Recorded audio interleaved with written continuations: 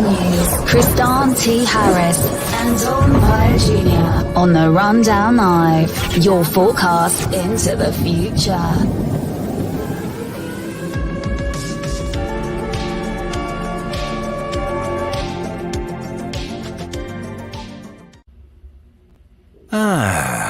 It's that time again. Time to relax and kick up your feet. Grab your favorite beverage and tune in to the Rundown Live, your forecast into the future.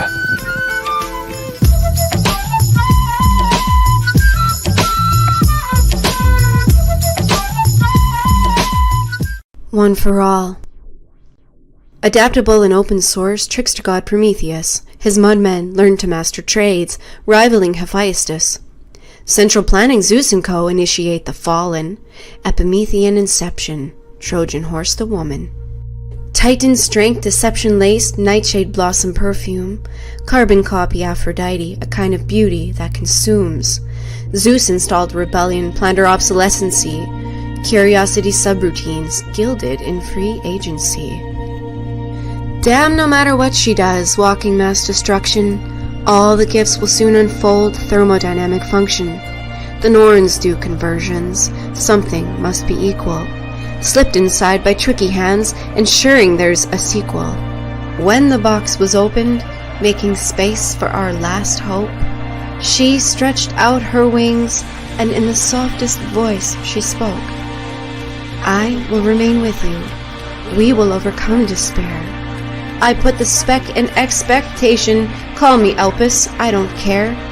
Twin of little Nike, customizable.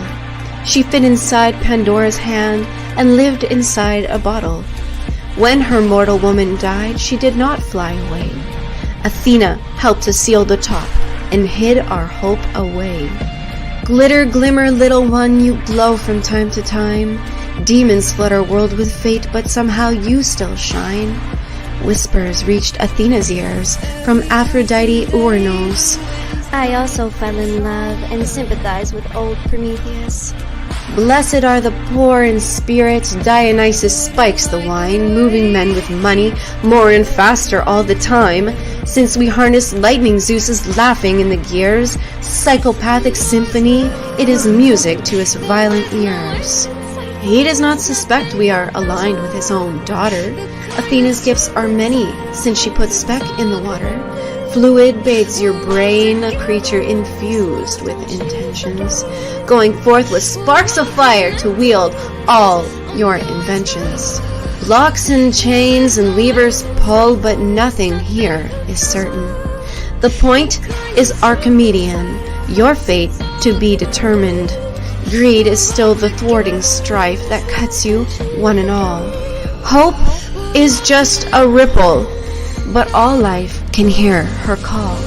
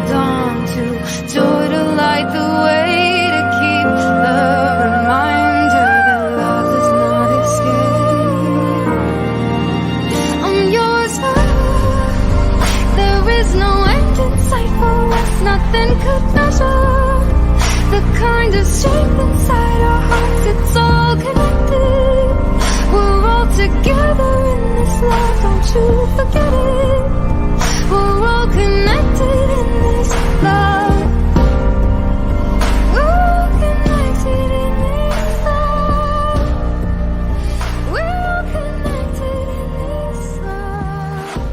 is Monday, March 18th. I'm your host, Kristan T. Harris, and you're listening to The Rundown Live, therundownlive.com on kgradb.com, band.video, and Writing Shotgun today, as always, is the wonderful, most beautiful Don Vi Jr., journalist at the Free Thought Project and contributor to The Rundown Live, and also co-host of this wonderful, epic broadcast. And I thank you all for tuning in to this broadcast today. If you want to support us, you can head on down to the Rundown Live. There's a donate button there, and if you donate at least $3, you get entered into a raffle to win a free shirt. Just saying, if you don't want to spend a whole bunch of money, we're just 100% listener funded. So this broadcast is brought to you by you guys. We're a broadcast for you guys and by you guys, and we appreciate you guys tuning in. We have a great broadcast brought up for you guys today. We're going to be talking about futurism. We're going to be diving into economic singularity. I was like, what the hell is economic singularity? Like, I've heard the term singularity used in transhumanism and other things.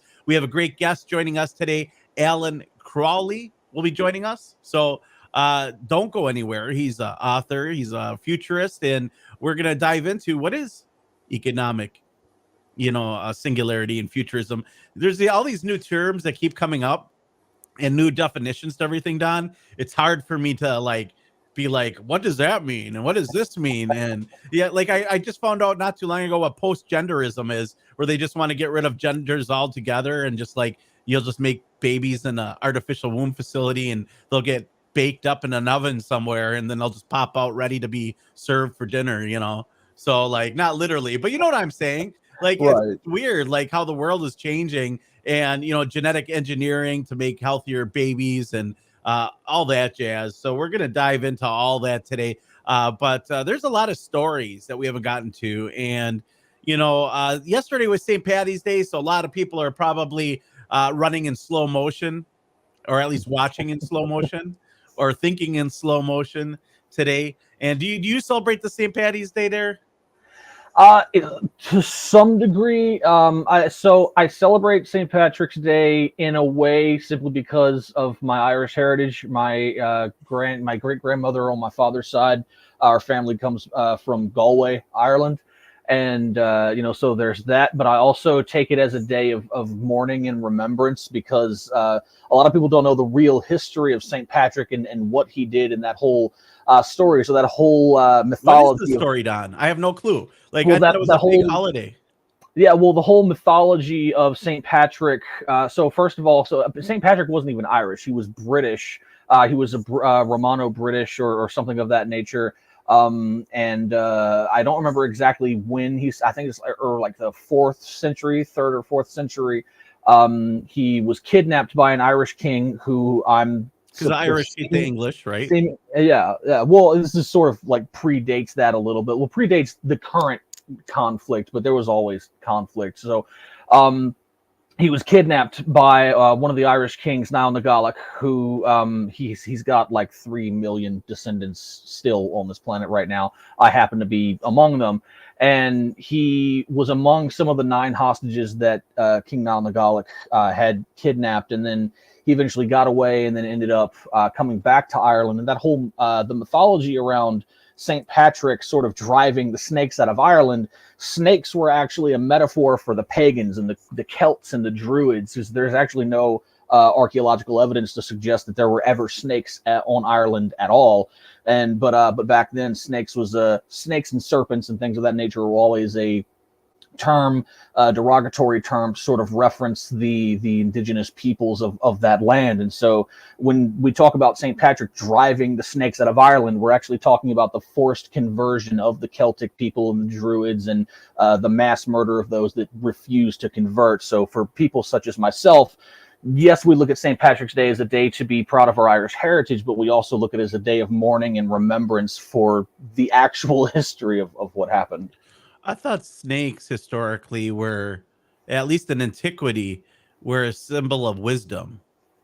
They were used as a symbol of wisdom by those ancient peoples and those ancient pagans. And then the Christians decided to take that ancient symbol of wisdom and demonize it, essentially literally, into representing devils and demons and things of that nature. Do you think that has to do with the serpent in the Garden of Eden, Yeah. where it talked Eve into eating from the tree of knowledge, which Well, that's one could of have the been a first. giant computer where she just downloaded a whole bunch of data and learned everything? Right. Well, that's one of the first examples of that demonization, because serpents sort of represented wisdom throughout many ancient cultures, including in the Mediterranean and the Middle East. So, And they represent water. A lot of people don't realize. yeah, exactly. Yeah. So the serpent or the snake in the Garden of Eden is actually one of the earliest examples of taking this ancient, powerful symbol and then turning it demonic, essentially, for the Christian narrative of things. Yeah, I hate snakes. Oh, I love them. They're beautiful creatures. I don't like them, Don. I don't like them. They're like I'm not a big fan of snakes. Just not my girl likes the reptiles and things like that. She's all into them. I think she's got some bearded dragons, and she's always feeding them like living bugs, and she's like watching them hunt. And yeah, I got one of those. So it's interesting though, like the evolution of the serpent. I know that the medical industry uses them, and the serpent eating its tail is a symbol of infinite knowledge to some organizations. And in the occult, it's always been a symbol of wisdom or intelligence. And even in the biblical sense, I think it was it Moses who threw or his brother Aaron who threw the rod, and his rod turned into a snake and ate the other snakes of the Egyptian Pharisees. So just showing that his knowledge was greater than those of the Egyptian Pharisees. I think that's the symbolism there. And then all of a sudden, nowadays, because of the reptilian race out there, everyone hates reptiles. Thank you, David Icke. David Icke fell. I'm blaming this all on David Icke. Oh, no. I'm just kidding, David. We love you out there. I know you aggregated some of my stuff in the past. He's a great guy. His son has had me on his broadcast, Iconic, there in the UK. So when I was covering the Ghislaine Maxwell, Jeffrey Epstein trial. But speaking of really bizarre news and some of the things that I wanted to get into and transforming things, this like gene cloning, we've been talking about cloning over the last couple of months, and cloning animals, cloning humans. And I actually had a person from Rockwell Automation. Actually, I had a conversation with a person from Rockwell Automation, which is out of Milwaukee here, and they just started investing in something called synthetic biology, where, for those that don't know, synthetic biology is basically man-made biology, not God created or naturally occurring, as some people might. Depends on your outlook on life, natural occurring biology or God created biology. It is man created biology. And he was talking about the benefits of how they'll just be able to harvest and create organs from your DNA, and then you can just switch them out like an oil change. And I said, why not just like grow a whole human, and then you can just have backup parts? And then he looked at me and like, that'd be morally wrong. And I'm like, well, what makes this any less morally wrong? Like I'm just saying, I just like, is there anything? I mean, it sounds like a cool idea. If I got a bad heart, I can just swap out that heart, right? Or I can just like transplant a part of my body that I need, a liver, a kidney, and it'll be 100%, compatible with my current meat suit. Or I could just unzip and crawl out of this meat suit and crawl into the new one, like Cher does every night before she performs. Like, she still looks like she's like 40 years old, but she's like 110. I think she's in her 70s, to be honest. But but it's interesting. And this story that came up that fascinates me, and I put it in the title because I saw it last week, and I'm like, dude, we got to talk about this. So this 80-year-old man, guess what he was doing? If you're an 80-year-old, Don, what are you most likely doing? You're playing like cribbage, or you're sitting at the old folks' home in the swim pool. You're sitting on the Caribbean island somewhere, maybe in a boat fishing. What are you doing at 80 years old? What's Don Vite Jr. doing at 80 years old? At 80 years old, well, I don't know, man. I haven't really looked that forward ahead in time. I'll probably be, sitting on a rocking chair on my porch, just sort of, enjoying the twilight of my days, most likely. So I could probably say, it'd be fair to say you'd be relaxing and just chilling, right? Right. So this 80-year-old dude pleaded guilty to creating a giant hybrid sheep with cloned animal parts. What? At 80 years old, he's like, yeah, I'm just going to make some clones. I'm going to die anyway after regulations. And I didn't know cloning was that easy. Maybe we can just get a like clone at home kit here at home, and I can just clone myself another Kristan T. Harris, right? And then he can fill in and do the show, and I can go make money. Oh, I can send him out to go make money while I do the show. I don't know. One of the two, either one works, I guess, technically. Yeah, I guess. But yeah, so I mean, making all money all the time. I can be working doubles all day. Right. Two jobs, one Kristan T. Harris. I remember you sent me this story, and I was just blown away by it because I'm like, yo, my reaction was the same as yours. Like, at 80 years old, what the hell are you doing? You know? But oh yeah, I mean, I don't know if this guy's really cool and I want to meet him and grab a burger with him, or if this guy is Joseph Mengele's kid, you know, and he's just like, yeah, my dad was a weirdo too. This is a mainstream news. A Montana rancher illegally used tissue and testicles from wild sheep killed by hunters in Central Asia and the United States to breed giants. Not just any kind of sheep, giant sheep. What are these, like 20-foot tall sheep? They're like, all right, they're coming. It's invasion of the free sheep. Move over, super soldiers in the military. We got 20-foot sheep on our side. They got like a herd of sheep just coming, just crushing buildings, you know, like Godzilla style. Like, you would think that they would like bring back a dinosaur. No, he's going to do sheep. That was his idea. Make giant sheep through a cloning program that he developed. Arthur Jack Schubarth, 80, of Vaughan, Montana, pleaded guilty of felony charges of wildlife trafficking and conspiracy to traffic wildlife during an appearance Tuesday before a federal judge in Great Falls. Each count carries a maximum penalty of 5 years in prison and $250,000 fine. Using biological tissue obtained from a hunter who killed a wild sheep in Kyrgyzstan, I can't say that, belonging to the world's largest species of animal, the Marco Polo Argali sheep, Schubarth procured cloned embryos of the animal from a lamb, from the lab, according to court documents. The embryos were later implanted in ewe, resulting in a pure Marco Polo Argali sheep that Schubert named Montana Mountain King.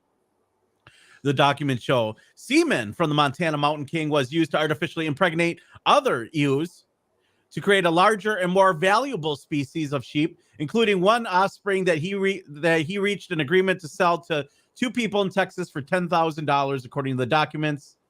The sheep can top almost 300 pounds with horns up to 5 feet long, according to the officials, making them a prized among some hunters. A person who is not named in the court documents shipped 74 of these ewes off a prohibited sheep species from Minnesota, the Schubarth's ranch, to be artificially inseminated with Montana Mountain King semen. The document shows. Great. We're going to have like monster sheep taking over the country in a matter of 10 years here. They're going to have like Wi-Fi horns. They're going to be able to download data, and they're going to be able to target anyone that got the COVID vax. That's really what's going on. Oh, by the way, that's all satire there, just so everyone knows we're not trying to disseminate fake news. The Montana man pleading guilty to creating giant hybrid sheep is real, by the way, with the clone animal parks. But the fact that, it's going to target people who took the COVID jab and has Wi-Fi horns, that's fake news. Of course. Always have to differentiate, otherwise Facebook will drop the hammer. Seriously, can't even joke anymore. Yeah, it's sort of been that thing for a long time that comedy is essentially illegal now. Trophy breeding, Dank 311 claims. It says, "Oh God, traffic wild animals." Well, these are cloned animals. Now, I wonder if you can make giant humans. Right. So my question is, where's PETA on this? Because well, they were still worried about the Sasquatch hunting in Oklahoma. They were trying to legalize. Right.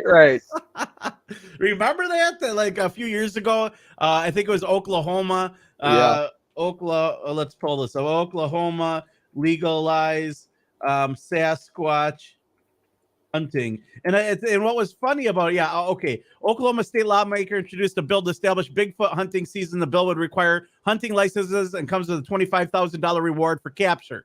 And we opened up the phone lines, and somebody said, well, the first thing I'd do if I shot him was put him on the grill and go ahead there and cook them up. And we're like, oh boy. And the next caller was like, where's PETA on this? That might have been what you said, Don. Where's PETA on this? Right. I think that might have been Ron. The Ron Squatches. Oh, throw him on the grill.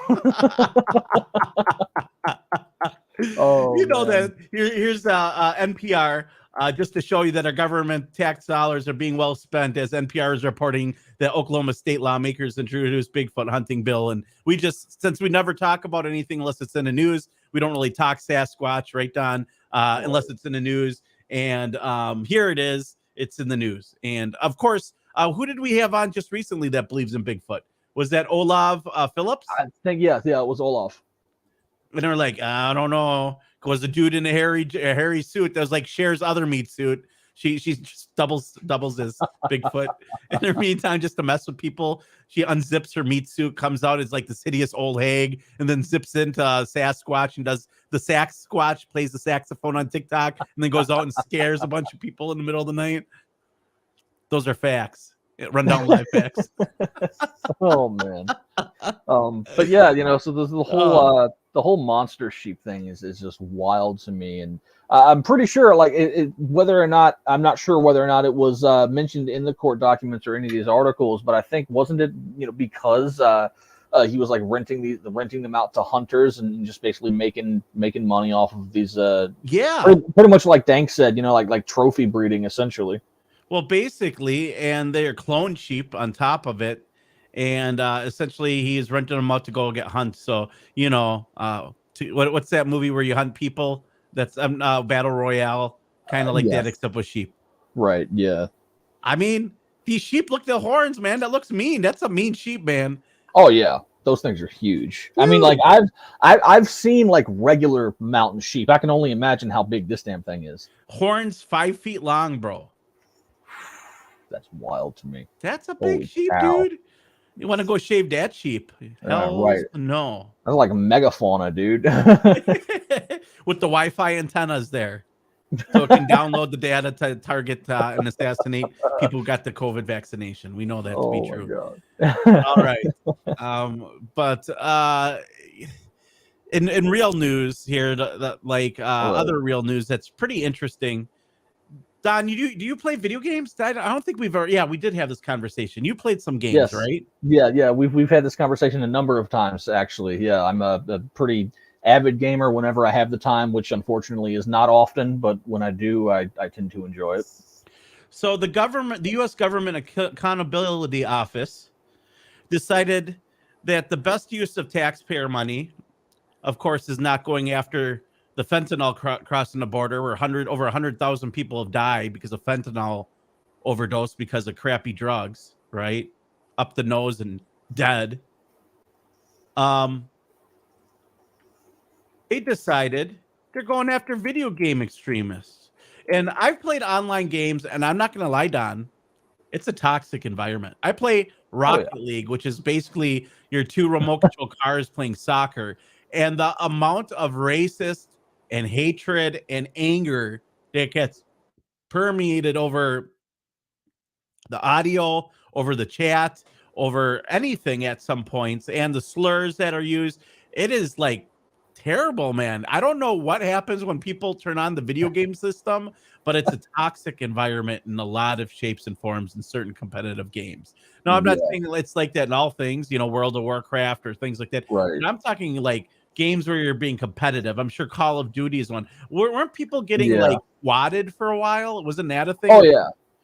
Yeah, that's been thankfully it has died down, but especially during like the early 2010s, that was a big phenomenon where if you're in a lobby with somebody and you're arguing back and forth, if they're able to like get your information, either you haven't protected it well enough or they're good enough to do some hacking and get your info, they will call in like, oh, this person at this address is, he's got a knife or he's got a gun and he's threatening to kill his family or he's got a bomb or something, and like, some excuse to get the SWAT team out there and kick your door in, man. And but they would do it in a way that the cops couldn't trace back to who was calling it in. Right. Yeah. And like I said, thankfully that has died down.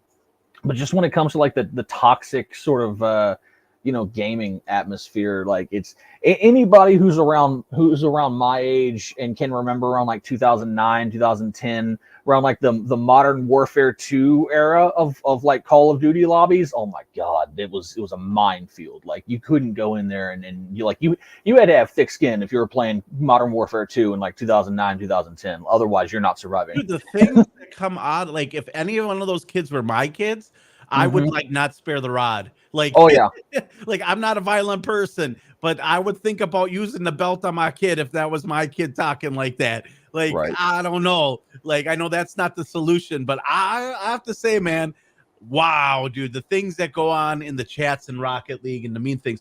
But I don't know. Why do you think the government believes countering violent extremism in video gaming is important? It is a big culture. In fact, we talked about how the music industry is going that way, right? Musicians want their music in video games now because people are constantly playing them. That's where they're hearing them. That's probably where they're getting the most listens. Right. So I think that a lot of it, I mean, there's probably more nuance than this. My understanding of this, of their motivations isn't, great per se. But I think a lot of it just sort of falls into that whole, video games make people violent nonsense, which has been thoroughly debunked by actual studies that show to the contrary, that video games often, help people reduce stress and increase motor function. And, if you're, doing community games, so sometimes like community functions and motor skills and things of that nature. So I think to a large degree, it probably falls into that camp, but like I said, it's obviously more nuanced than my current understanding of the subject goes. There might be something there worth investigating into the whole subject, but I highly doubt it. We know that the federal government has this propensity of wasting taxpayer dollars on the most useless of things, so that's probably right along that line. Well, my concern is this where the social credit score starts to come in. Right. You get where I'm going with this, right? Mm-hmm. Oh, yeah, I see it, absolutely. The domestic terrorists pose a significant threat to the U.S., according to the government. And so it says fast facts. According to the FBI and the Department of Homeland Security, domestic terrorists often use online platforms such as social media, gaming, to communicate radical ideas to a wide audience and mobilize like-minded people. The FBI, so Al Qaeda was using Tetris back in the day to plan 9/11. They put the blocks in a certain order, and that's how they knew how to do it. Like, come on. I'm not saying that this isn't something to take a look at if somebody reports it or puts it in. But is this the best investment of our taxpayer dollars while we have legit terrorists coming across the border? Right. Yeah. It's not only that, but also just the overblown threat of saying, domestic terrorism is the biggest threat to the United States right now. So that's been one of the biggest boogeymen of the Biden administration. Like every administration has to have their boogeyman that they latch on to just milk a manufactured crisis for more federal funds. We saw it during the Bush administration with Al Qaeda. We saw it during the Obama administration with ISIS. We saw it during the Trump administration with China. And that's another thing. We've also seen it, during the Biden administration with Russia, for example, and even during the Trump administration, his political rivals were sort of trying to milk the whole Russia thing. So it's one of those things where like they always have to have some kind of boogeyman, and the same way that the whole Al Qaeda apparatus, because if people watch James Corbett's documentary series, The History of Al Qaeda, he goes into explaining how the U.S. is responsible for creating Al Qaeda and continuing to facilitate that group deliberately to have said boogeyman to essentially throw any blame on, to essentially to give themselves carte blanche to commit any sort of civil liberty erosion. Passing things such as the Patriot Act, the Freedom Act, things of that nature. We saw it move from Al Qaeda and ISIS and more towards the domestic extremism, if you will, toward the beginning. And even before Biden was elected, they were sort of pushing this narrative. And I know Whitney Webb has done a lot of great work sort of covering that subject, and so it seems like this is par for the course with that narrative. Well, here they say that they're worried about the viral nature of the information. So somehow, you know what I'm thinking is Discord, because everyone uses Discord now because it's the only place you can publish anything where everyone sees it. Like it's one of the few platforms. And it says, oh, look, it's the viral nature of domestic viral extremists because they're using online platforms and people are now actually seeing the information. Well, you know what's interesting, and we got Alan Crowley on a deck and backstage here, so we're going to bring him in here in just a moment, futurist and author. But I just want to tie this in, and we're going to probably dive into this a little bit later. But there's an article nobody's really talking about a whole lot, and that's this one, and it kind of all ties into it.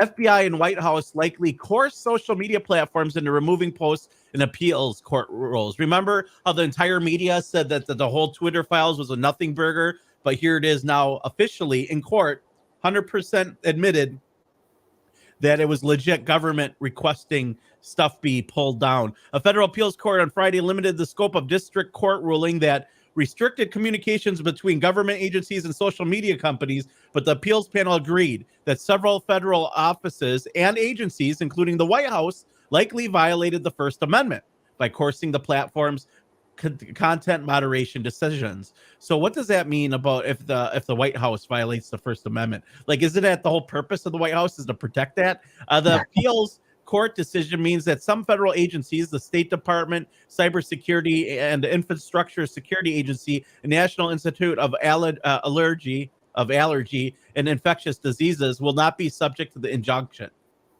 Of course, they're the ones that probably did most of the rigging of information. Right. Yeah. So it's fascinating how, this is already coming out, and it is sort of one of those things where the mainstream media is just now catching up to what we already knew. I'm trying to pull up some information here now because I don't want to get the author's name incorrect, but I remember there were a series of reports. I can't seem to find it at the moment. It was either Michael Tracy or Michael Schellenberger, one of those two. They both do phenomenal work.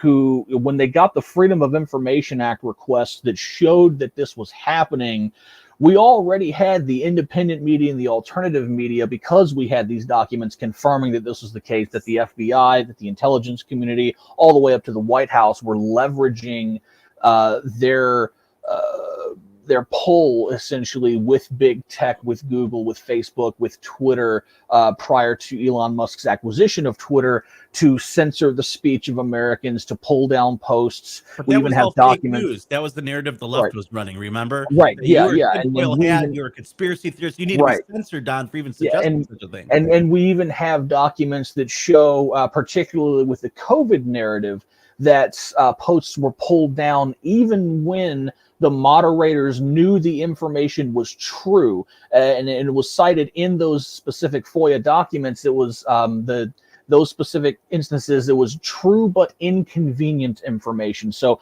even if the post was true, if it was inconvenient that you're wrong.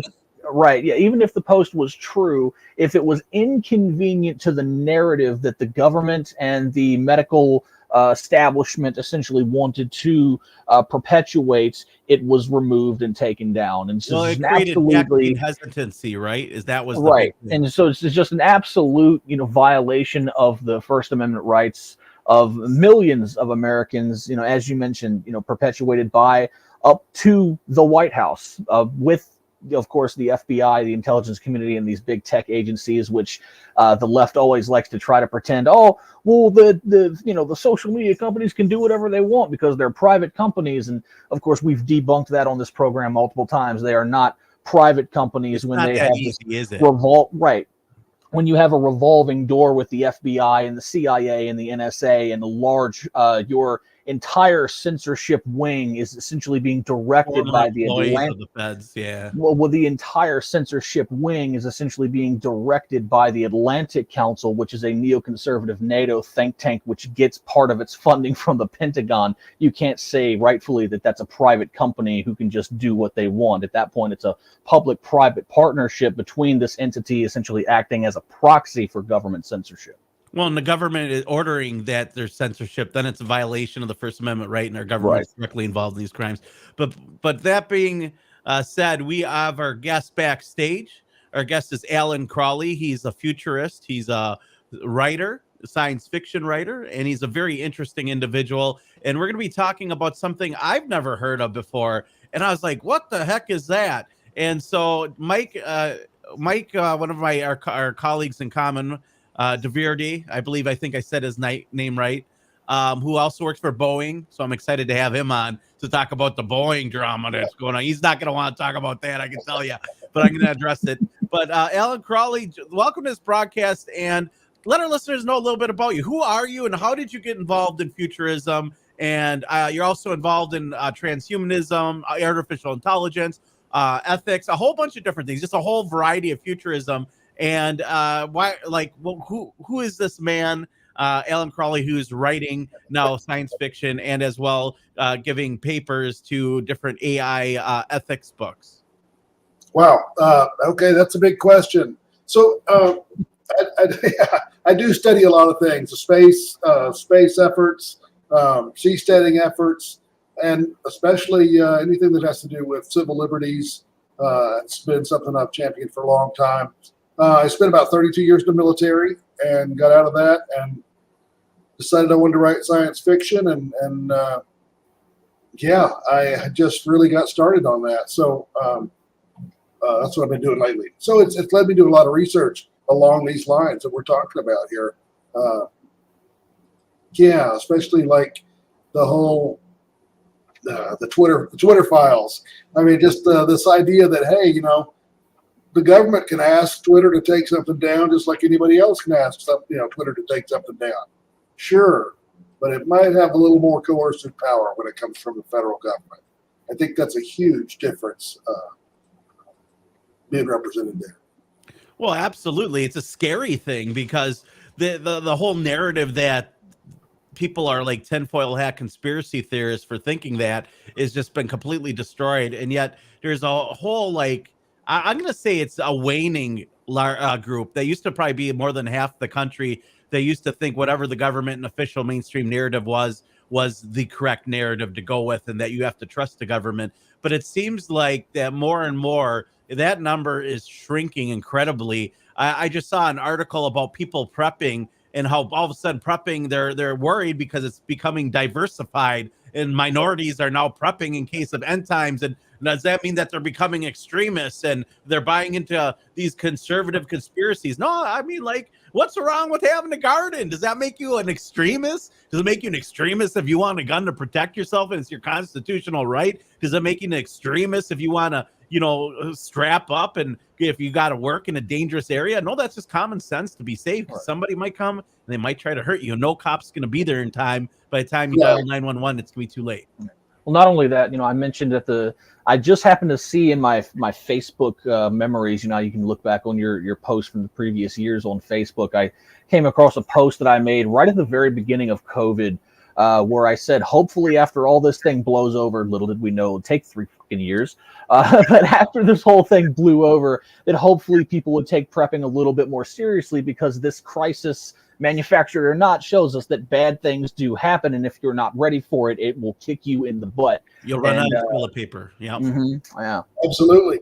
Yeah, it's funny. You've mentioned several things that have a Texas connection today. Everything from the F-35 to hunting bighorn sheep. There's a whole market in Texas of what they call hunting exotics, and because they're not regulated by the Game Commission, you can hunt exotics. There's no season on exotics because they're imported animals. So, and then also wild hogs, there's no season on them either because we have so many. But anyway, these things. So I'm sure there's going to be hunters wanting to import some of those 5-foot rack on the rams there, whatever they are, GMO. Well, the whole idea of cloning. Some 80-year-old dude is getting cloned, is cloning sheep and breeding like monster sheep that are going to be, like we were joking about, the extreme of it. But like the idea that some 80-year-old dude is doing this and is getting put in jail, cloning is getting crazy. Like how hard or how long will it be till we clone a human being? And is that necessarily a bad thing? like I was mentioning to Don earlier, I had, Rockwell Automation is out of Milwaukee, and I had a conversation with an employee from Rockwell Automation who said that they recently purchased a big synthetic biology company, and with the idea of growing human body parts. And I said, well, why not just grow and clone the whole human body, and then you can just have a backup for whenever you need a certain part. You just rip it out of that person. And he's like, they looked at me like that was some kind of like nefarious thing to say. Well, if you're growing the body parts already, what's the difference? Well, it's because it's a little different if it's on a jar on the shelf, right? And you go, it's not as threatening, right? It's not as threatening. Right. You're not physically yanking it out of some clone body, right? Yeah, I mean, I think it's more of a marketing strategy, right? It's I'm not sure, but no, I think there might be an ethical distinction if there's consciousness there, but pretty much there's not with a cloned organ. So it's probably more of a marketing decision, right? It's better, like I say, it's better to take one off the shelf than to say, all right, we're going to cut one out of your own clone to do it. Right. Yeah, it's just wild that we're at this point. But so, Alan, we brought you on the show to talk about something called economic singularity. And in part, so what is economic singularity? Like, to listeners out there, they have no clue what the hell is like. I've never heard the phrase before until I opened up my email, and it's right out there when the first time I heard about post-genderism, and I was like, post-gender, what in the hell is post? Yeah, I heard about that too. I don't know what that is. You want to get rid of my crotch? What? And they want to sew up the girls' vajayjay and have children in an artificial womb facility? Who are these people and why? And then you just start listening to the way that the far left and is going with the real extremist left, and they want equality, and why not then just make up boys and girls the same, and you just have kids in the lab, and just design them that way. But that's just more the extreme way. But let's talk about economic singularity. What is economic singularity, and what does that mean to the listener out there that does in layman's terms? Well, first I want to give you guys a big shout out and thank you for having not only me but all the authors that contributed to the book on the show, or at least get us in here. But our mutual friend Mike DeVerde, to get to where we're going here, I want to say that he created this group called the Omni-Futurist, and he picked that term Omni-Futurist very specifically because he wanted to get a wide diversity of views. So if you pick up the book, and I think it's $5, you can get it free on the website.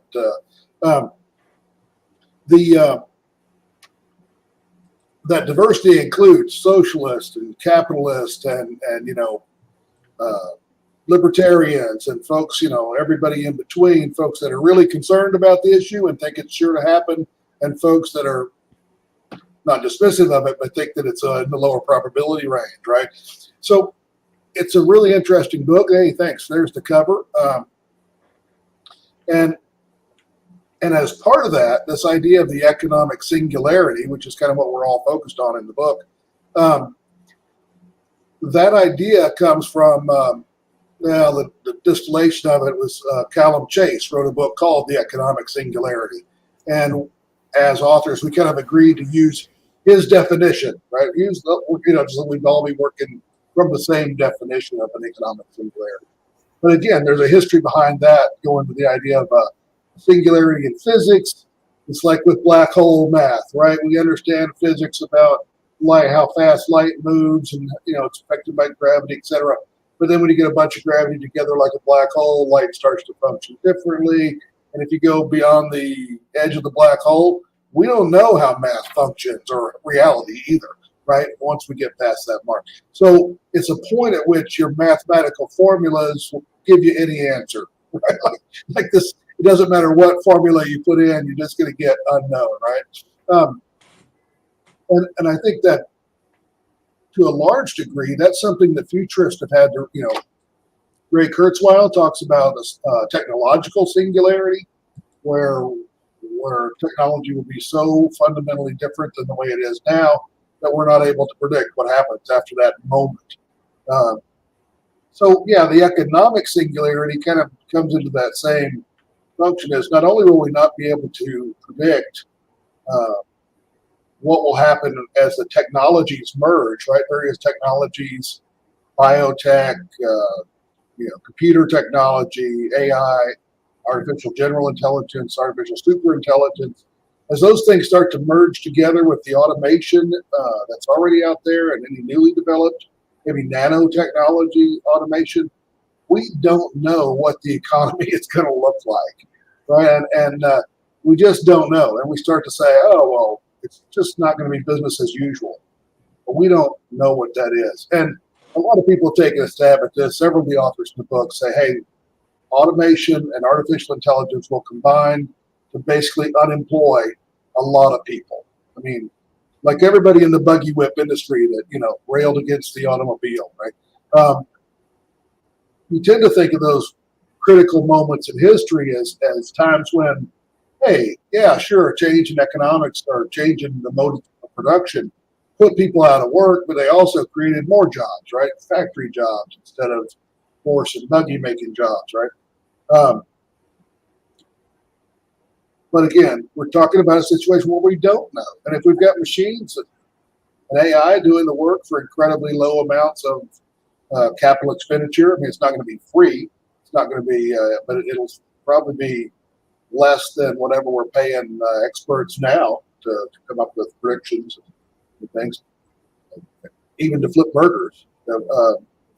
Then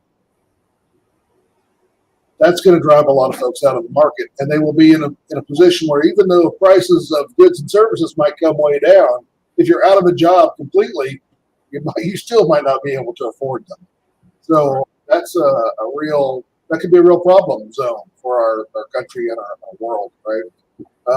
And how do we deal with that? So we all sort of got together and thought about that in our independent ways. And then as a managing editor, so to speak, I compiled all those and published them. Right. So So essentially, in layman's terms, we're talking about a point where, because of the development of technology, particularly with AI and automation, getting to a point economically where market trends and things of that nature would just essentially just collapse, for lack of a better term, into a situation where people are out of a job, they can't afford anything. And it's just essentially the Wild West or the great unknown as far as economic capability with regard to civilization. Sure, absolutely. Thank you for summing that up, Don. I'm just making sure I understand, because I didn't. There's a lot to digest there. That economic singularity isn't as prestigious as human singularity, where we merge with machines and we become godlike. Well, it's just like, I'm like, what does the economy become godlike, or how does that all work then? Like, then we're talking universal basic income, right? That's where the socialism and the fully automated luxury communists come in, and they're like, well, we just should give everyone a livable, income because we can. But what will that be based of? That was always my concern. Is there going to be a social credit score, and based on your social credit score and what rank you are and how much of a good citizen you are, you'll get more money or less money, or be able to fly here or there, or live here or there, or eat here or there, and there's a lot of interesting concepts going around. But when we're talking about this economic singularity, we're talking about something that could happen. And I don't think it's going to happen as fast as a lot of people believe, because I still think we're further out. I'd like to believe I'll have a robot doing my laundry and taking out my trash, in a week or two. But I'm thinking that maybe in the next 20 years, we might be seeing something more robots in the home than we already do. I know we have robots in the AGI field, like Google Home and, Amazon, Alexa, all that stuff. But I think that the idea of having actual physical, robots with biohybrid robotics with, human looking tissue where you can't differentiate between humans and robots, that's probably more like 20 years away, unless we let AI start producing all this stuff, which, AI robots, AI brains. There's an article in the news about that they're working on robotic brains. And how much capacity do they need to store all that data? Yeah, and how much can you do how much of an automated brain do you need if you're going to put it in a giant sheep, right? Right. No, I think there's a lot going on. One distinction I think that sort of I would hope would get separated, kind of a nuanced distinction. A lot of people, when they think artificial intelligence, they conflate that with an anatomical robot, right? This anthropomorphic anatomical robot that's looks and acts like a person, even if it's shiny metal or whatever, right? Right. C-3PO, you know. RoboCop. Yeah. Yeah, RoboCop. Yeah, and the just the idea behind that's not necessarily um, what robots are going to look like. I think, right? Robots in car factories don't look like that, right? They don't look like a person holding a welder. They look like a big arm that welds, makes spot welds very precisely. I bet you've already got a high level of automation doing your laundry and your dishes at home, right? All you got to do is load it in the machine, right? And so there's, so what we're looking for there is, just, is that going to be more automated or less automated, or will We your want somebody to put the dishes away and put the dishes in the dishwasher. You can't ask the wife to do that these days. That's not politically incorrect, right? So when it comes to this economic singularity, because CBDCs, central banking digital currencies, is something we cover on this program a lot, and obviously that would play a big role into that whole concept. Economic singularity, yeah. Right. So if you could elaborate a little bit more on the role that you and your colleagues believe that central banking digital currencies and even folding into other things such as digital ID programs would play into that. Yeah, I think that's first let me clarify. We probably don't agree on anything.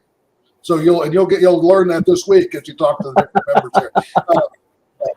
I mean, it sort of took an arm wrestling match over Zoom, to agree. Just use Callum Chase's definition. He already wrote a book on economic things. So yeah, we have a variety of approaches to deal with that. Like universal income, I'm not keen on that.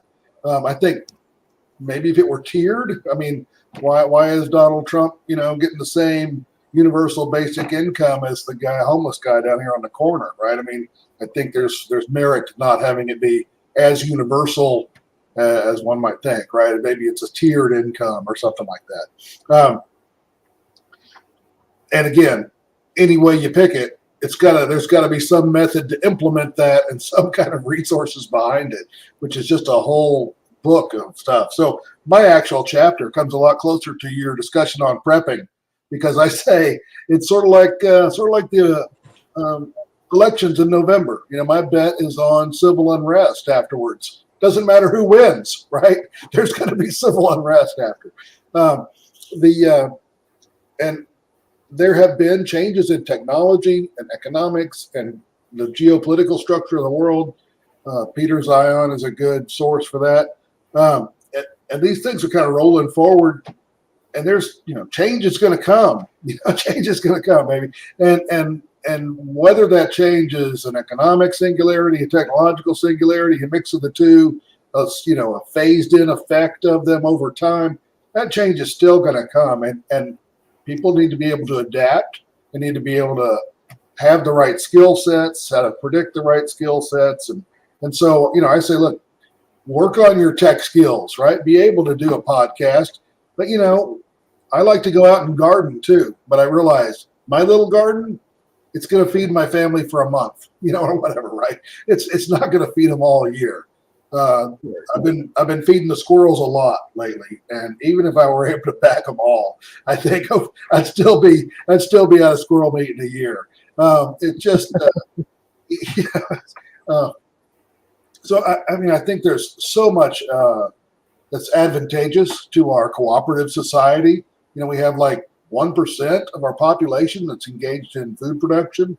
At the growing level, and we make 200% food, twice as much food as we consume in the country, and then we throw it away if it doesn't, or ship it to another country, or pass it out in food banks, right, free to the public at some point. So yeah, it's just all kinds of programs, and I think, well, what if companies were allowed to let the market influence dictate their prices, right? Fresh bread would sell at a higher premium today, and 1-day-old bread would be a different price, but 7-day-old bread would still probably, bring something in, So I think those, again, going back to whether we're going to take, what is it, whether you want to steer the markets like Keynes or set them free like Hayek, there's a rap song for you to play at the beginning of the show. Those are just tough. I don't think a central planning answer is right. I think it's much about going, allowing people to trade and allowing markets to operate. So, get a stock of food in your garage, get a job that'll keep you fed if things are good, and build some hobby skills in case it all goes, carpentry, whatever. Fixing robots. Robot repair. Robot repairman. I just saw a color TV repair store. I'm like, that must be a CIA front. There's one in Milwaukee. I was like, a color TV repair store. I'm like, that's got to be from the 80s. I wonder if that's like a front for government, organization. Men in Black come walking out of there, and then they get slapped, But all of that certainly it accentuates the need for creating these sort of parallel solutions to a lot of these issues that we're currently facing. Even as you said, even if you have a small garden, it'll only feed so odd many people for so long, and it sort of exemplifies the need for people really learning about things like permaculture and things of that nature that continue, like there's more more self-sustainable forms of growing and producing food that is more at harmony with human beings and ecology and nature and things of that things of that nature. Excuse me. It's certainly a concerning subject for sure. So what are some markets that we're going to notice booming when it comes to economic singularity? I know I mentioned synthetic biology. That's a growing market, and creating, synthetic biological, animals, and there are all sorts of tissue, you name it. But there's other things. AI is starting to revolutionize Hollywood, creation, art, music, movies, videos. Just about everything seems to be like it's going to be impacted by AI. There's probably going to be nothing that you see in 5 or 6 years that AI hasn't touched. They'll do video editing for you. It'll edit your audio for you. You're going to go into a studio, record your song. It's going to fix it for you in a day. What would take a producer a week or a month to do? It's crazy what AI, like we had AI cut our clips for us. We put up some clips on TikTok that started to go viral, and it was AI that did it. I was like, let's try ISO. Let's put our money where our mouth is. Let's see what AI can do for us. And it's wild, and it's impressive. Now, what markets do you think that we're going to notice big, changes in AI? Like I saw that there's AI lawyers now. Where are we seeing the biggest influence when it comes oddly to enough, legal is one of the most easily accessible markets to AI, right? Because it's really about looking up the right rule and knowing what to respond and how to respond to the question, right? And then the case, once you figured out which rule applies, then I need this kind of letter or that kind of letter, depending on the thing. So a lot of that stuff, what paralegals do, will soon become guiding AIs to do it, right? They'll be getting that stuff.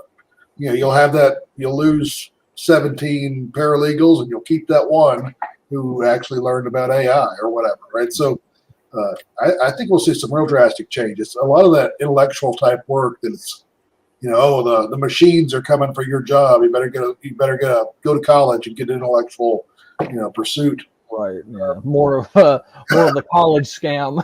And when it comes to the whole legal thing, some people might suggest that it's actually a good thing because now you don't have human bias saying, "Oh, well, we're going to pick and choose what laws to enforce." Well, okay, so let's talk about that then. Also, economic singularity will have to have an impact on government. How is AI going to impact government? I mean, there's lots of ways I would love to see it impact government. Okay, let's talk about that. What are some ideas? Open up transparency. I mean, but these aren't necessarily things that AI can do. We can do now with the modest AI that we have, and things like geofencing, social media accounts, right? So there's no reason that District 4 in the city couldn't have its own Facebook page, which anybody in the city could view, but only District 4 members could comment on, right? And then what you could have your AI do is poll people regularly about, here's the latest issue, what do you think? And let people answer, and just that would be incredibly democratic process for identifying what it is constituents in an area want and what government wants to provide. Could that geofencing though be used to prevent certain political viewpoints from being implemented and posted too? You think? I mean, there's probably something for that, but the geofencing is literally geographic, location based. Yeah. But, So okay. Yeah. Right. Yeah. I mean, it's like geocaching. They got a different Treasure hunting. Right. And something like that would definitely incentivize, especially local politicians to finally give a crap about what their constituents say. When you make things more transparent, more decentralized, open up that dialogue where people are like, hey, you folks work for us. This is a republic, man. Well, I mean, I just the other day, but not really in preparation for this event, but just life in general, I said, how about a proposal on some legislation about how the city council should handle artificial intelligence, right? And so it was, of course, I got your standard, Chat GTP, went out to the internet, looked at a bunch of stuff, came back with a very sort of, generic answer. It's important to engage your council person, whatever. And it's all politically correct and genderless, but I don't know that it's going to do that. It's going to, not yet, but I think that very soon it will be able to draft serious legislation, given the, it'll be able to go through all of the present city codes and say, this doesn't violate any, or if you want this to work, we're going to have to change these codes. That kind of research that would take people hours to do. So what you're saying, hold on, for our listeners out there, what Alan Crowley is saying is like when Obamacare was put on the floor and politicians had less than 24 hours to read 20,000 pages, which is impossible to do as a human being before they voted on it, AI could just go like Johnny Five from Short Circuit and be like, and then read it all and then be like, this doesn't work. This doesn't work. These are some constitutional liberties. There's some pork over here. There's some pork over there. In fact, this whole thing is pork. And there's actually this. We could cut this down to 18 pages. Get rid of 19,880 pages. Or 19,980 pages, and we'll just use 20. But that's interesting. That's a whole different thought process. I didn't even think about that. I didn't think of the fact that these bills are so fat.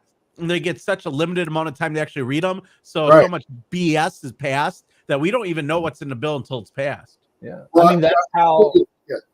Well, I was going to say, that's how the National Defense Authorization Act, the NDAA, constantly gets away with so many of these infringements on civil liberties. It's how the Patriot Act continued to get away with all of these. Now the president has the ability to assassinate a U.S. citizen without congressional approval or anything like that. For that one, but right. I didn't even think about that's a great benefit if you ask me for AI to do. I mean, and again, that's we're able to do that much better now. It was probably 2006 or 7 when I was working at U.S. Central Command down in Tampa, Florida. I mean, we used software that would essentially read articles for us, and what it really did was just scan for keywords, and it would rate them as positive, negative, or neutral. And so, if we wanted to find out about Mideast terrorism or the Spanish train bombing, for example, which caused Spain to pull their forces out of the coalition and leave Iraq during that time, we were able to scan the news with that. And just based on that's just a keyword filtering, right? And say, okay, these 500 newspapers globally were neutral, and these 500 were for, and these 500 were against. So those kind of techniques they've been around, but now it's just like people have all you got enough people in a room, they're going to be able to tell they're going to crunch some numbers and be able to put somebody on the moon. But now, I can do that with my cell phone if I get rid of if I get TikTok off of there and whatever. I don't have TikTok on my phone. Oh, don't lie. You got a TikTok account, Alan. No, Everyone has a TikTok account these days. It's the only way you can reach the youth. That's what all the youth use. All the kids out there, they use the tickety talk. Yeah, I don't know. Yeah. Don, do you have a TikTok? I do, but it's mainly just for looking at stupid videos and just keeping in contact with some of my friends that like to what they're doing. Yeah, it's essentially So I have it essentially tied to just a throwaway email that I don't use. So that way I can just delete it whenever and not have to worry about it. It amazes me how many people they publish things, and this goes to one of the articles that's in the news about the amount of people that believe opinions as fact is incredible. The idea that people see something on TikTok, because I was a witness in the Kyle Rittenhouse trial, and there was a fake video going around that the Kyle Rittenhouse trial was being done on green screen, and that it was a staged event, and it was a false flag. And I'm like, I literally filmed a kid. I was there. I was subpoenaed as a witness in the trial because I'm a reporter. And I'm I literally, because I was there, I was able to squash it. And people are like, this guy's legit. He came from our conspiracy culture. You know what I'm saying? And it's yeah, no, I'm not part of I was part of the conspiracy for a minute. And I'm like, how does this even happen? And it's green screen. You got a new jacket after that, though. What else? You got a boat now? You got a... Well, I was at the moon landing, too, there in Hollywood. Right. Well, that wasn't in Hollywood. That was in a big warehouse someplace in the desert, from my understanding.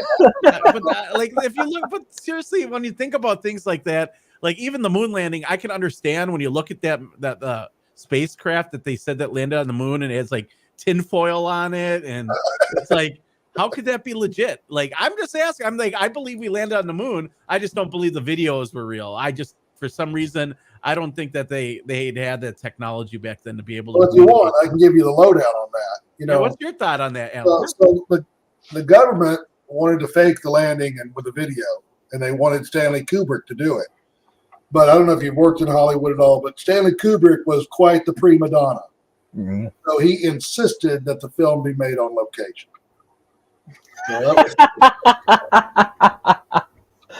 Oh, that's a good one. That's a good one.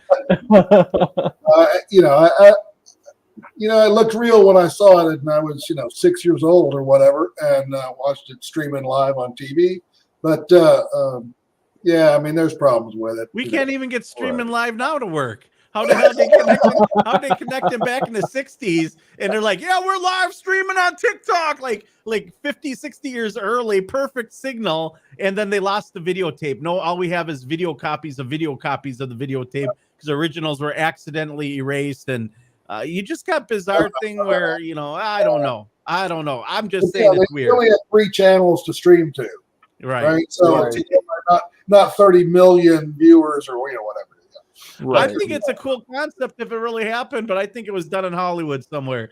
I do believe we landed on the moon, but I'm just saying it just seems unrealistic. My buddy, who's a top astronomer, Mark D'Antonio, he believes firmly that was legit video, and maybe it is. I just, how do you prove it one way or another? It just seems too fantastical to.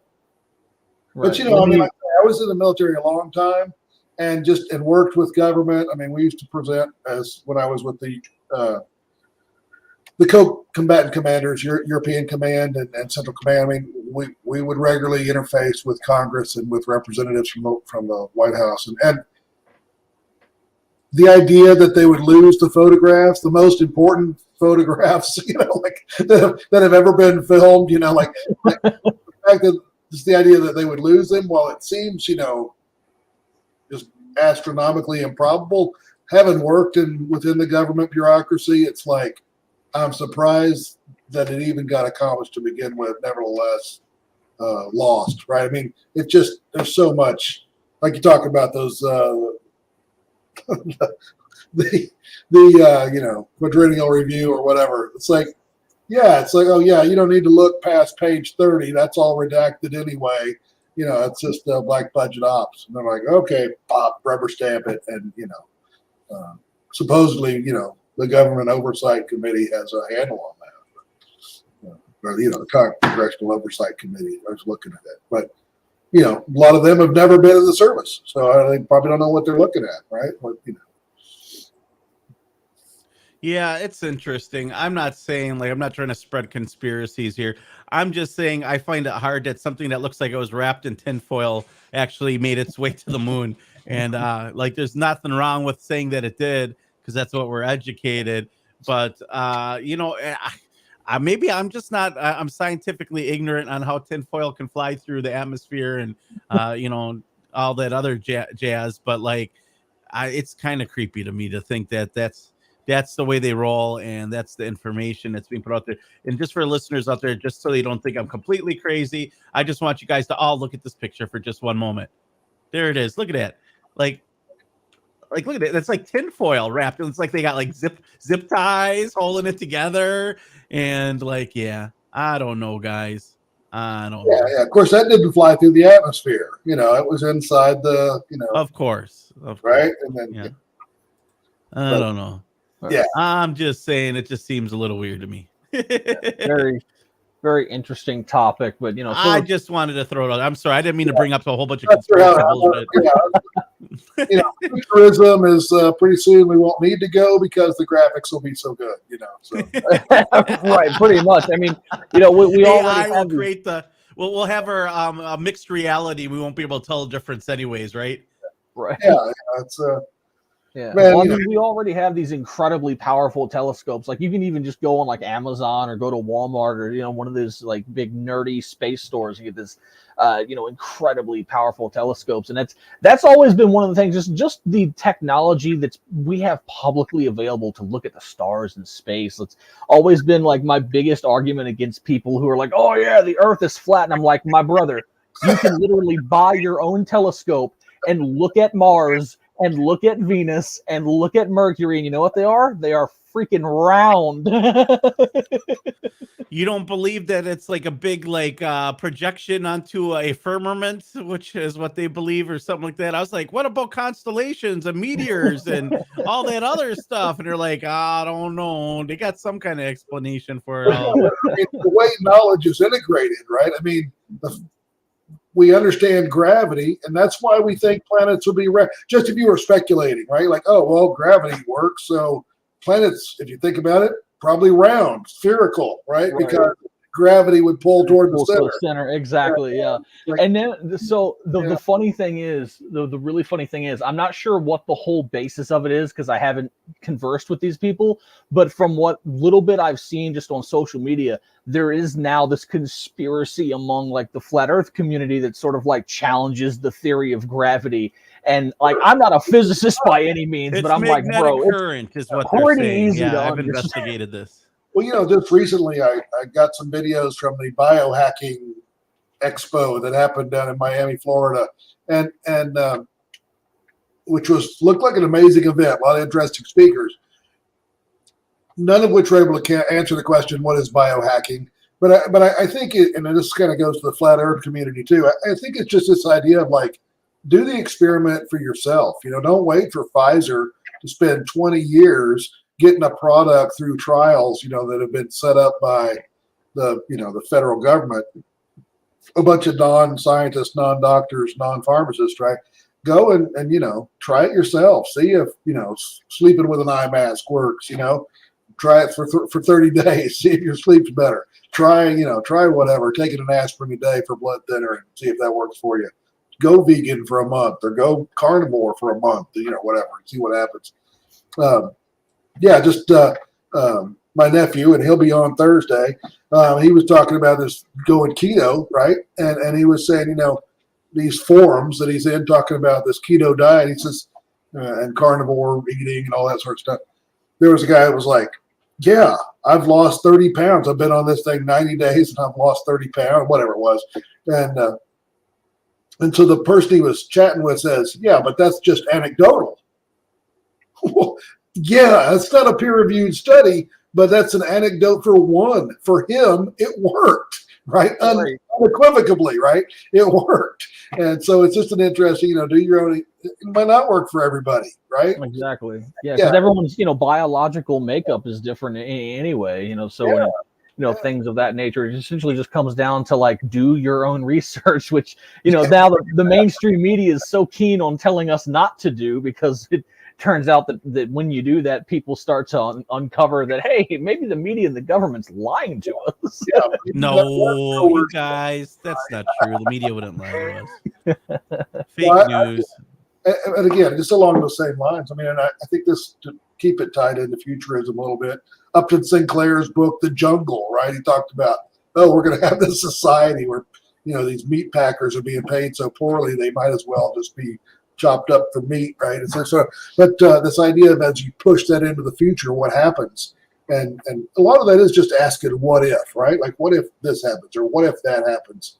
And does it require any keen level of super intelligence or super math skills? It's about thinking it forward and saying, yeah, what if we do that? What if that really is true? Like, or what if we didn't go to the moon, et cetera? And you start to parse through those, and I think people can do that on their own, but they're, like you say, they're encouraged to be lazy. Like, don't do that, right? Like, don't think about this on your own. Yeah. Just accept the programming. Just let us download whatever we want you to believe, Right. I mean, and the media used to be like, your beat reporters, these were downtrodden blue collar workers, who were out to get the story.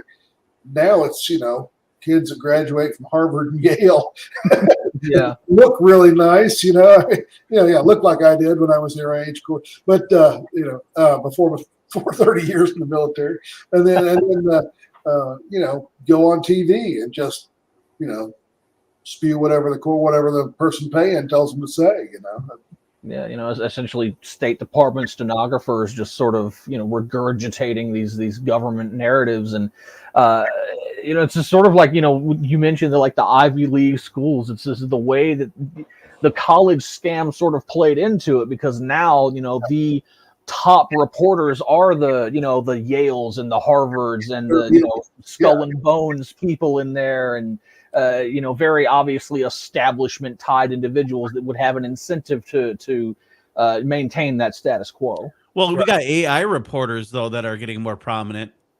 Like, it's interesting how AI impacts news nowadays. Yeah, those guys get no credit.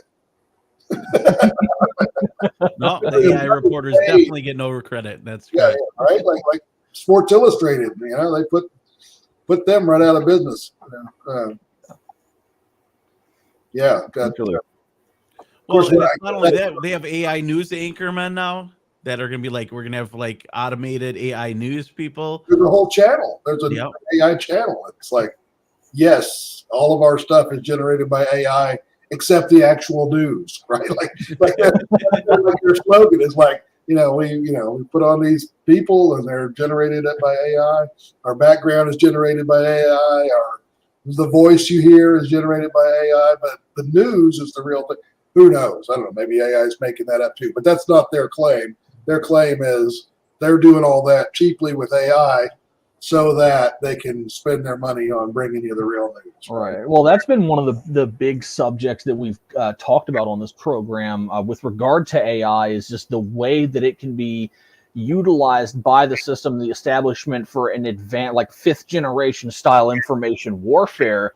And just like, even when we go as far as like, say, AI videos or things of that nature, like people are already getting tricked on social media. Oh, look at this picture of so-and-so and such and such. And it's like, you can kind of tell, like with AI still at that level where if you have a keen enough eye, you can tell it's fake. 8 fingers. But we're getting to that, right, like, right. But we're getting to that point, like especially with OpenAI's, new video generating software, where eventually it's going to become indistinguishable, and just the propaganda capability of that technology is very concerning. Yeah, how are we going to know what's real and what's not? I guess, how do we figure out if it's AI and it's Joe Biden really falling down the stairs, or people need to develop those kind of forensic skills. When I read a book, or when I look at a video, or when I listen to a piece of music, how do you know, right, without being able to like study the file, right?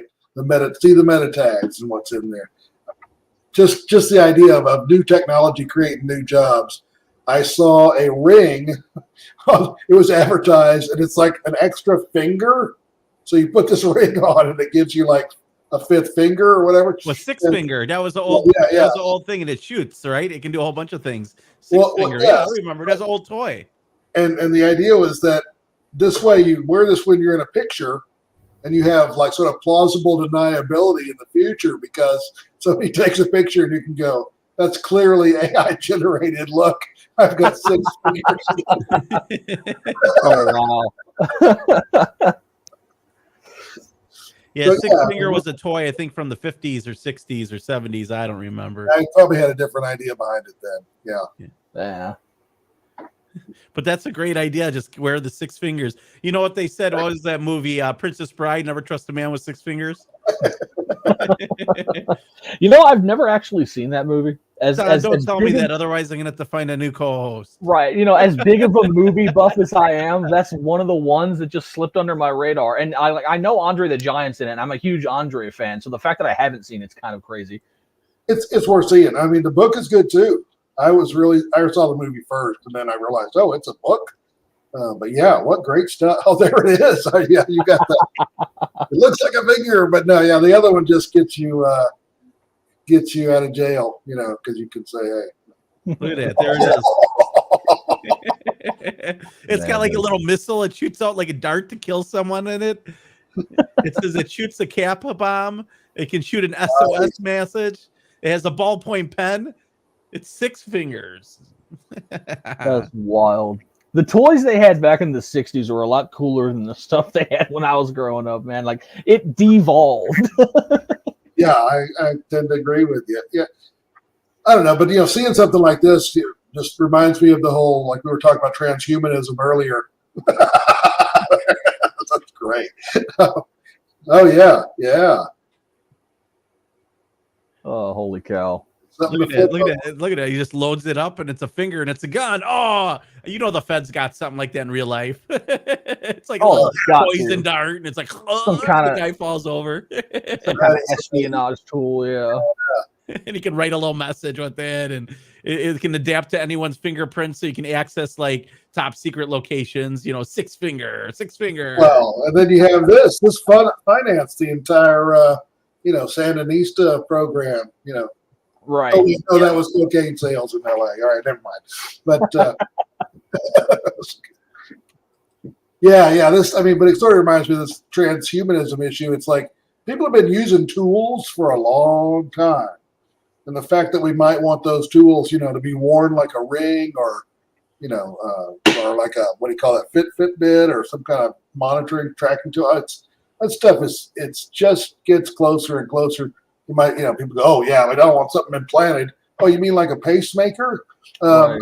You do want that implanted, well, right? We were having this conversation because there are some legit concerns because of the people that want access to technology, want to make it exclusive, and they want to live to be 500 years old. Well, we use all because we use all their resources and in their mind because they got the money to buy it all, and they don't want us to live as long. So they'll have access and they'll have a breakaway society. So the joke we used to use is Henry Kissinger is going to live to be about 200 years old. And, heaven and hell were arguing and neither of them wanted him. So that's why he was still here. But now, obviously, somebody lost the poker game up there. And either he's in hell or God's like, oh, man, I can't believe I lost that hand, or whatever. But somebody lost a bet there and he's sitting somewhere.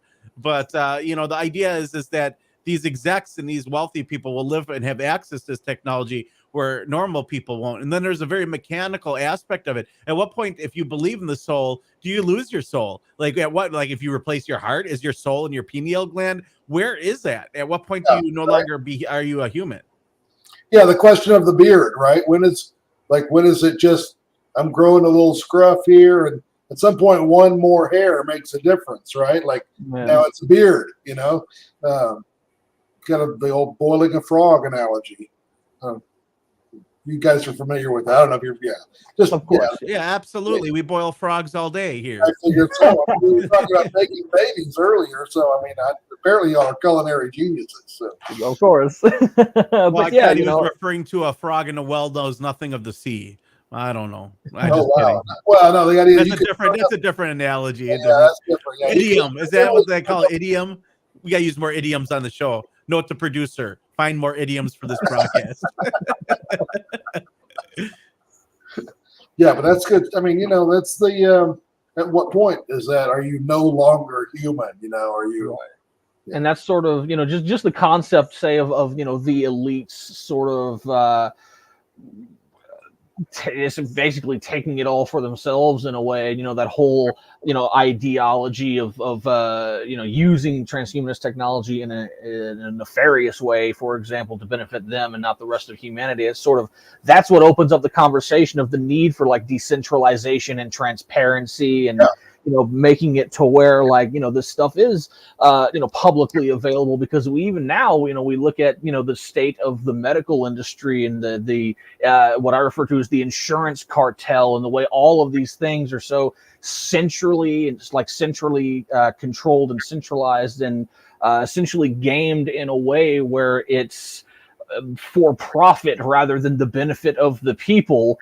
So essentially we're already having that conversation. So applying that to the concept of insulin is a great example of that. The inventors that said, we want this available to everybody. So they donated it to the university and Canada or wherever they were, and who promptly then sold it to like 5 major corporations to have exclusive use of it to make, pharmaceuticals, right? So every 50 years, they tweak the formula a little, make it a new formula, reinvigorate their patent on insulin. And of course, now I don't know how they did it. They made it $35 no matter what. So I don't know. At least here in the U.S.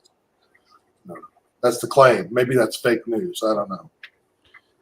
Well, it's interesting all around. It'd be nice to be able to have a health industry that would use AI for cures. Like, that's one thing I wanted to see immensely, because AI should be able to create cures for cancer and a whole bunch of other things, maybe perfect mRNA so people don't get myocarditis or cancer at an alarming rate, and be able to cure things. But the problem is there's no money in the cure, allegedly. I mean, there's money, but it's like the real money, they believe in the model they have now, is keeping people sick and coming back. Right. That's you want treatment, not cures.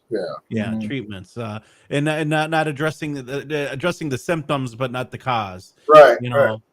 So well, it's not ChatGPT that's going to solve cancer, or I mean, there's other artificial intelligence systems that will do that. I mean, we'll either use it to write code that will create ways to scrape data and collate data, or we'll use it to aggregate medical data, that kind of stuff. So I mean, there's predict the future. How about predicting like stock market trends or crypto trends, or predicting? I'm just being like, that's a legit thing. You would think somebody be already on that. I need like the United States wants to go to war. Well, they win a war in Ukraine. What does AI say? And the military, the Pentagon invests in what is it, Deagle Trends? That's what Deagle Trends Analytics is, isn't it? It just predicts the future.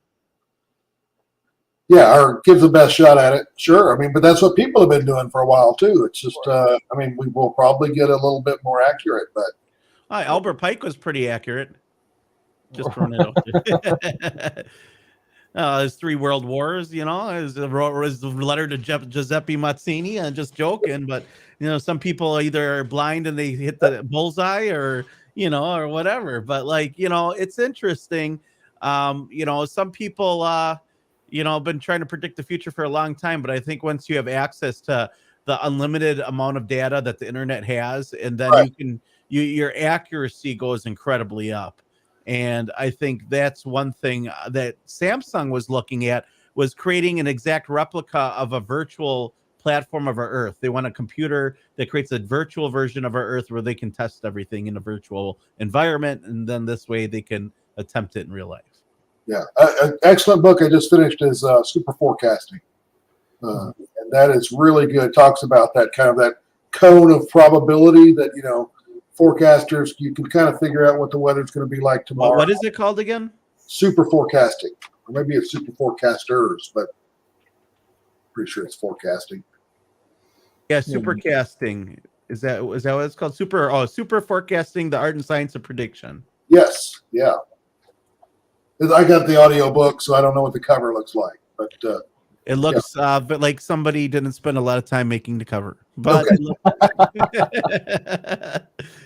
I recommend it. It's very well written. But yeah, that whole subject of the mathematical probability and the predictability of human beings has always been, one of those interesting things, is especially once you have AI in the mix, when it's just the super fast speeds with which it can scan data. And it sort of reminds me, I was just checking out a scene from the newest God of War game, God of War Ragnarok, the other day, sort of tying into what we were talking about earlier with the whole gaming industry. And there's this one scene where the main character Kratos and Freya, they go to see the Norns, which are like the Norse version of the Fates, and they essentially say that they tell him, we're not actually psychic. It's just you're so predictable, and that we're able to understand how predictable you are. It only makes us appear to be prescient. And I think it's sort of applicable to that whole thing, where it's like, maybe not predicting the future, but the fact that humans in general can potentially be so predictable that when you factor AI into the mix, the mathematical probability of who's going to do a certain thing or a way a certain thing is going to trend is definitely going to make it seem like it has this extra sensory sort of predictability. Sure. Yeah. Oh, that's an incredible observation, Don.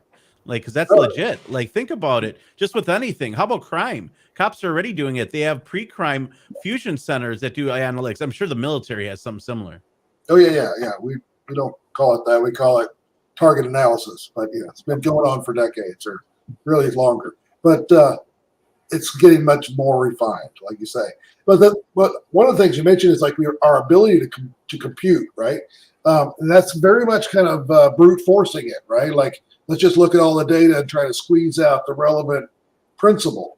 What the author of Super Forecasting mentions is that these super forecasters that he surveyed and put into contests and all sorts of stuff, they actually thought about problems differently. It's not that they were, they were all fairly good with math. Yes, they were all people that watch the news. Yes, they were all interested in this kind of, what's going on in the world. But they weren't necessarily super deep into any of those. What really set them apart was the way they asked questions. So, and he gives several examples in there. But the idea is like, how many angels can dance on the head of a pin? Well, okay, it's one, okay, maybe that's a question that nobody can answer. However, if you think about it, if you just dismiss it at that level, you don't get anywhere. But if you say, well, what do we need to know in order to be able to determine that? Oh, well, we need to know the size of the head of a pin. We need to know the size of an angel. We need to know, those kind of things. So it's like you can kind of, like Fermi's paradox about how the predictability of life. Sort of like breaking it down incrementally into like a an equation sort of.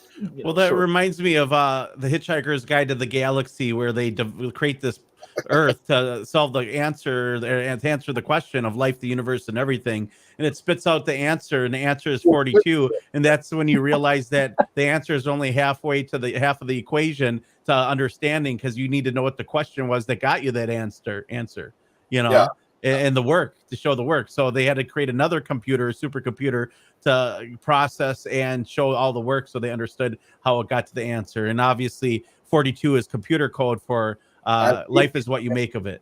So what's the answer to life, the universe, and everything? It's what you make of it, right? So yeah, it's a computer code for a variable. So yeah, right. Yeah, that's the variable. So that's sort of breaking it down into smaller and smaller bits of code and equations and mathematics, and it sort of gets to a point where it does become a paradox. Yeah. Well, I mean, but you also get to recognize, like, okay, at some level, I can actually figure out how big of the head of a pin is, right? Right. That's what I can answer. How big is an angel? I don't know, right? But but you can start to make estimates on that. You can say, well, there's 10 or 15 traditions that have different kinds of angels. If I average them, whatever. Yeah. You can come up with a way to sort of, what's the baseline for an angel, you can give it a swag. And if you identify that you've got 7 or 8 parts of that, all of a sudden you realize I can nail down 5 of these, right? And I can make a good estimate about a couple of them. One's still a wild card, 42. Right. Then you can come up with a much better answer than I don't know.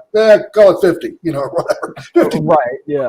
And the interesting thing about it is, like, for the listeners that might not know a lot about this stuff, like, that might sound out there, but that's essentially the basis of physics. Like, it's when we get to that level of, like, theoretical physics, it's just one of those things where it's like, here's what we think happens based on our best understanding of what we know. That sounds like a scientific consensus to me. Well, sort of in a way, but when it comes to theoretical particle physics, it's always changing because you're always discovering some new thing. So the consensus only lasts about as long as you discover a new particle, and then it's wrong. Yeah, no, right? Yeah. Well, that's I think it's funny. It's based on the idea that when you get new evidence, you reevaluate how everything else is integrated, right? So exactly. I've talked with religious people that don't seem to understand that, so they think scientists can't keep their story straight. Like they're obviously making it up because they can't keep their story straight. It's like, right. They get new information, they change the story to incorporate the new information. Right. Or they're just lying you to get money, which sometimes is the case too. Well, yeah, or it's about like Monsanto GMO, because there's a bunch of credible scientists that lost their job because scientists were paid to say something that wasn't really genuinely accurate. So, right. Well, yeah, like the Star Wars initiative. Yeah, of course. Yeah. That's equated to Star Wars, which is a fascinating esoteric story for the listeners out there that don't know, and we're just kind of go down the rabbit hole. But you have a guy, Lucas, also known as Lucius or Lucifer, the sun, the Skywalker, the sun that rocks the sky, and then you have his father, who is the dark side, who is a member of Sith or Seth. And it's funny, it's the sun versus darkness, light versus darkness. George Lucas was a genius when he or was it Steven Spielberg that did that one, right? It was Lucas. No, it was Lucas. Okay, I got it right the first time. George Lucas, who put that together, he was pretty smart when he came up with these names and the whole idea of the dark versus the light per se. Yeah, he got coached by I always want to say Glenn Campbell, but that's not him. The sociologist named Campbell, but no. But I was talking about Reagan's Star Wars program. Yeah, the Star Wars. Oh, program. yeah. You mean HARP? Isn't that HARP, by the way? I thought the Star Wars program, the end game was HARP, the Royal Research Program. No, I think the end game was the collapse of the Soviet Union, and it was at some point they were like, Mr. President, this physics doesn't work, and he's like, can you make the Soviets believe it works? Right? Like, right. We can do that. Okay, all right, we're going to keep the funding going. Then, Yeah, then it becomes less about the physics and more about how can we propagandize them to make us think we understand the physics. Yeah. I mean, because the end game was not really to create a missile defense system. The end game was to get the Soviet Union to collapse. I mean, that's exactly. Yeah.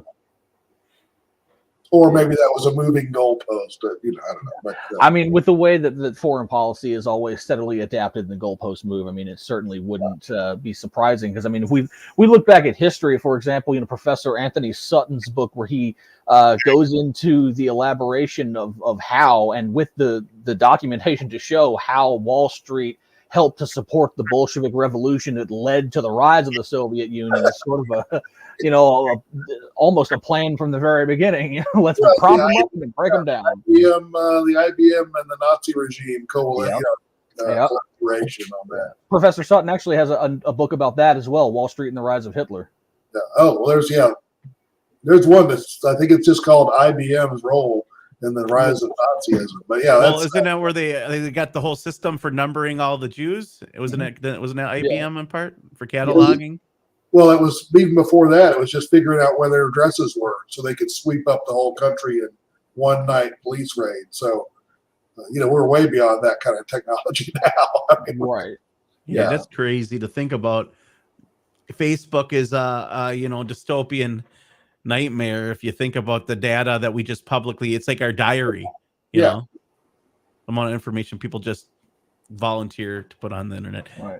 I saw a thing about anyway, I don't remember who did the study, but they found that Facebook was something like 10 times better than people at predicting where they would be in a month. So it'd be like, because it could look at, and correlate their auto driving patterns with their purchase patterns, with, their social media patterns. So they knew what pictures they presented. And then, down to that metadata analysis. And it's just interesting that I've brought up on this program before that, Facebook now has that ability to do that. And, we trace it back, with, follow the money to the very beginning. They got a whole bunch of their funding from InQtel. what was that? InQtel, yeah, the CIA cutout. And it just so happens that just before Facebook was founded, the CIA's LifeLog program was discontinued, which essentially did the exact same That's like thing. the Pokemon game. Also, it's a great way to get pictures of spaces that are not that Google Maps is not able to take pictures of. Right. Right. Parks and inside people's homes and all that stuff gets turned into the Pokemon. Yeah, and people are so unaware that when you sign up for something like that, oh yeah, let it record audio, let it take pictures, and scroll through these 8 pages of permissions and what the app can do, and I'll just click OK so I can get to my game. Oh, it turns out you just signed away all the rights to your metadata, and there's a backdoor in there for the NSA to scoop up all of it. I got a kick out of Mark Zuckerberg's testimony to Congress when they were saying, shouldn't you have to ask people first if they want to provide their data? Shouldn't there be he goes, yes, sir, that's how this works. It's all an opt-in system. Nobody has to get on Facebook. But when you click, yes, I want on, you're saying, yeah, here you go. I have all my data. So I thought it was sort of a funny moment for having him call out Congress for not recognizing what was obviously the case, but still a little disingenuous because, of course, because it's so frequently the case that Congress doesn't really have a clue what's going on. Yeah. So how far away or how long do you think it'll take before we reach economic singularity? Do you think that's and what are some of your concerns surrounding this the topic of economic singularity? So for me, I think it's certainly probably easier to say what I think it won't be because I don't. Okay. It certainly won't be like a flip of a switch and it'll be here. I think there will be a whole series of kind of indicators along the way, and I think that in typical government fashion, we will do everything we can to mitigate it once it's too late. I think I think we've already seen like the canary in the coal mine. The number of paralegals that have been let go. Right? The economy is still rocking along, and the economy isn't falling because we've replaced paralegals. The economy is not falling because we've replaced cab drivers right here in Arlington, Texas. It's not falling because we've replaced attorneys in the various firms, because the level of productivity is still high. But we'll start to see more and more of this as people, as we move forward. So we'll see those type of effects happening right away. We will also see somebody figure out, oh, if I do this with my AI, I'm going to make a bunch of money, right? And that's going to happen in several cases. But again, I think we'll have big winners and a lot of small losers, very few big winners and a lot of small losers. And we'll have a situation won't really be recognized or brought to the public sphere, certainly in a political sense, until we've hit that tipping point already where people realize, holy cow, there's a lot of people out of work. And we've just made a few more millionaires. So our GDP is still up, but our other economic indicators, like do people have jobs? That's inflation. Yeah. So, and again, whether that's price inflation or monetary inflation kind of makes a difference about how that monetary inflation will be low, but price inflation will be high in a situation like that. Right. It's sort of very similar with the point we're already at with the national debt, where now it's only becoming a sort of a public dialogue where we've already gotten to like $35 trillion. And, But what happens when the Federal Reserve calls in on that loan? I'm just kind of curious. $34.5 trillion that we're in debt. Well, I know it's not just to the Federal Reserve, but I know it's not. But the Federal Reserve is not in a position to call it in right away because a lot of that is in bonds. So what they've done is they've issued bonds to get their money. And so that'll be people that you'd have to have a massive influx of people selling bonds, right? All of a sudden to get, and if you do that, you'll still have people holding bonds. But anyway, yeah, that's it's a lot to think about. There you go. There's our debt climbing higher every minute. Yeah, my concern is sort of more about, who's doing the manufacturing, and it makes a great deal of sense for us to export, the old classic, one tribe's better at making spears and the other tribe's better at making hatchets. I mean, we want to export as many hatchet jobs as we can, but at some point we've kind of done that, right? And now we've got a bunch of people who just don't have a job at all because they still don't need that many spears. We just don't need that many spears.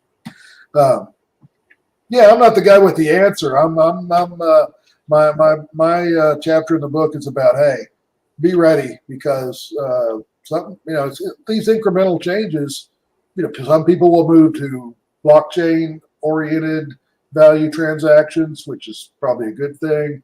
But even that, with crypto coin or cyber coin, that stuff is still being worked out and mitigated and figured out, and eventually probably ruined by regulation. But I don't know what's going on with that.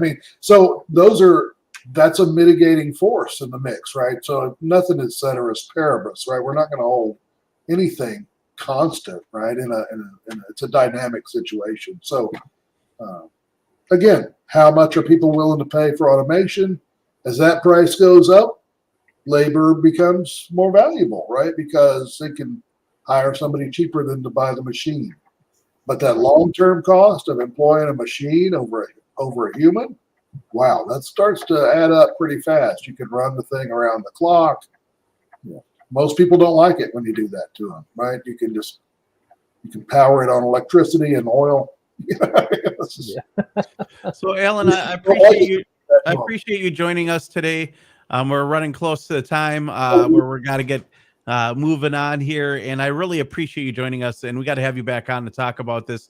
Where can listeners find out about your book and make a purchase if they wanted to get the book and download it? You said it was free, if I remember right, in some locations. Free if you go to omnifuturist.com. Omnifuturist.com. OMNI futurists.com. Yeah, and it's only $4.99 on as an ebook on Amazon. So we're kind of still in that window. It's where we can't publish it anywhere else, but we can give it away. So of course, I like it if you pay the $4.99, and get it on Amazon. But you'll get a much slicker copy. You'll get a PDF of the rough, less desirable looking copy for free. So content's the same, pictures the same, formatting's a little wonky on the PDF. But if you want a nice reading experience, if you're willing to pay $4.99 for a great reading experience, go get it on Amazon. So just to be clear before you leave. Sure. Genetically engineered super monster sheep with giant horns. Would you have a farm with these hybrid sheep in your backyard? Is this someday you want? I would. No, I'll tell you, no, it's not. But I would take out an occasional hunting lease, and I'd like one hanging up in my fridge. Maybe they're bulletproof though. Like they're making them they're like engineering them with those what was that goat spider milk, and so maybe they're just like bulletproof, like super sheep with giant hybrid mentality Wi-Fi horns there, and they connect to the internet, and then they can locate where you are. And they're hunting you, Alan, instead of you hunting I'm all for a fair match. We'll see how it goes. But you mentioned the 80-year-old farmer doing this. I think you said I don't know if I hate this guy or if I want to go have a burger with him. And I tell you, I love him, but I'm not sure I want to have a burger with him. Right, yeah, and who knows what it's made of. Oh boy! Hopefully not whatever Ben Zion was eating out of his burgers. No kidding. All right. Thanks again, Alan Crowley. Thanks for joining us on Futurist Week. I appreciate you joining us on the show. And again, omnifuturists.com is where you can find the book, omnifuturists.com. It's free to download there, or you can go to amazon.com. And The name of the book, once again, is?